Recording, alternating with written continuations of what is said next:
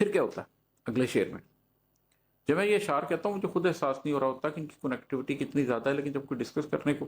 پہ آتا ہے تو احساس ہوتا ہے کہ لاشعور نے کیا تھی بنت کی ہوئی ہے۔ اب سیاہی سے نقش پھوٹیں گے، اب سیاہی سے نقش پھوٹیں گے، بھر گیا ہوں کسی قلم میں۔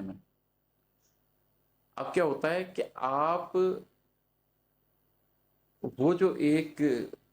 لوح محفوظ میں اللہ نے تحریر کیا ہے، اللہ نے جو قلم کیا ہے،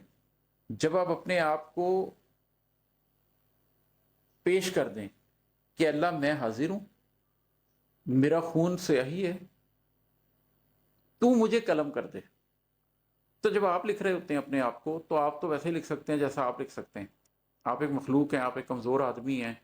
آپ کی کتنے کی کیپیسٹی ہے کہ آپ کیا لکھ لیں گے؟ لیکن جب آپ اس کے قلم میں بھر جائیں، جب آپ پیش ہو جائیں کہ اللہ میں سیاہی لے کر آ گیا ہوں، قلم تیرا ہے، تو لکھ دے۔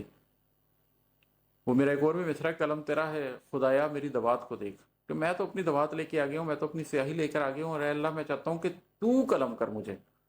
تو پھر جب اللہ قلم کرتا ہے تو آپ کی زندگی کی ڈائریکشن ہی کچھ اور ہو جاتی ہے، لیکن اس کے لیے آپ کو اپنے منزل اللہ کے ہاتھ میں دینی پڑتی ہے، اپنے سنگ میل بھی اللہ کے ہاتھ میں دینے پڑتے ہیں، راستے بھی اللہ کے ہاتھ میں دینے پڑتے ہیں، اور راستے بہت مشکل ہوتے ہیں کیونکہ اللہ نے منزل کا وعدہ کیا، راستوں کا وعدہ نہیں کیا۔ جب آپ کسی بڑی منزل کے مسافر ہوتے ہیں تو پھر آپ کو بسا اوقات بڑے تکلیف چیزوں سے گزرنا پڑتا ہے، کہیں پر اپنی عزت چھوڑ کے اٹھنا پڑتا ہے، کہیں پر اپنا پیسہ چھوڑ کر اٹھنا پڑتا ہے، کہیں پر اپنا مستقبل چھوڑ کر اٹھنا پڑتا ہے۔ زندگی میں یہ قیمتیں دینی پڑتی ہیں اور مسکرا کر دینی پڑتی ہیں، ایک جنبش بھی نہیں آنی چاہیے۔ تو اس پہ پھر کبھی تفصیلی بات کریں گے کہ یہ کیسے ہوتا ہے، لیکن اب سیاہی سے نقش پھوٹیں گے، بھر گیا ہوں کسی قلم میں